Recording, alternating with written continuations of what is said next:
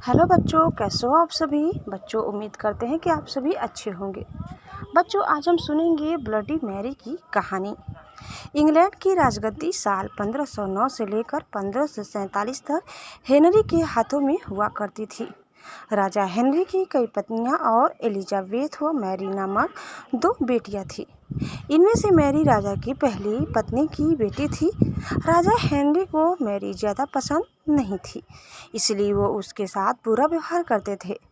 Mary महल के नौकरों के साथ महल का काम करती थी। अगर मैरी कुछ कह भी दे तो राजा उसकी कोई बात नहीं मानते थे। सन 1547 में जब राजा हेनरी की मौत हो गई तो प्रजा की इच्छा अनुसार 16 शताब्दी के दौरान हेनरी की पहली बेटी मैरी को इंग्लैंड की राजगद्दी दे दी गई। वह इंग्लैंड की रानी बन गई। उस समय इंग्लैंड के हालात बहुत अच्छे नहीं थे। इंग्लैंड कैथोलिक और प्रोटेस्टेंट इन 2 धर्मों के बीच में बंट गया था। उस समय दोनों धर्मों के लोगों के बीच जंग छिड़ी हुई थी। रानी मैरी चाहती थी कि पूरे इंग्लैंड में सिर्फ एक ही धर्म हो, लेकिन लोगों ने उसकी यह बात मानने से साफ इनकार कर दिया था।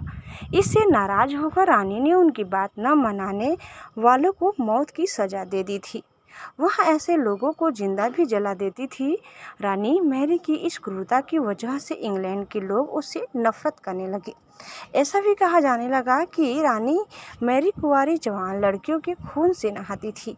उसका मानना था कि उनके खून से नहाने से वह ज़्यादा दिनों तक जवान रहती हैं।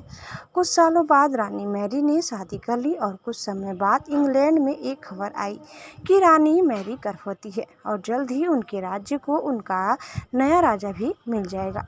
इस बात से हर सभी खुश हुए, लेकिन उस समय रानी मैरी के साथ बहुत ही अजीब घटना हुई। उनके गर्भ से किसी भी बच्चे का जन्म नहीं हुआ, बल्कि कुछ ही महीनों के बाद रानी मैरी का पेट फिर से सामान्य हो गया। वहाँ के ओझा लोगों ने अपनी तंत्र विद्या से बताया कि रानी मैरी के गर्भ में कोई बच्चा नहीं, बल्कि एक भूत आकर निवास करता है। कुछ समय बाद फिर रानी मैरी के गर्भ में वही भूत आकर रहने लगा और वह फिर से गर्भवती हो गई। इस बार भी रानी को कोई बच्चा नहीं हुआ और उस घटना के कुछ ही दिनों के बाद रानी मैरी की मृत्यु हो गई। इसके बाद मैरी की छोटी बहन एलिजाबेथ को इंग्लैंड की राजगद्दी पर बैठाया गया और एलिजाबेथ इंग्लैंड की नई रानी बन गई। रानी मैरी की क्रूरता की वजह से इंग्लैंड को लोग उसे एक निर्दयी औरत मानते थे।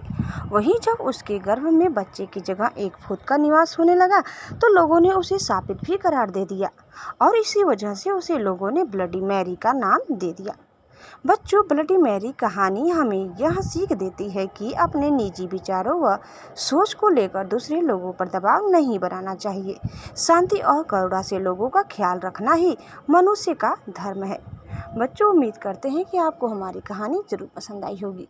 कैसी लगी कमेंट करके ज़रूर बताइए। चैनल में नए हैं तो प्लीज़ लाइक शेयर सब्सक्राइब करना न भूलें। धन्यवाद। Bye bye.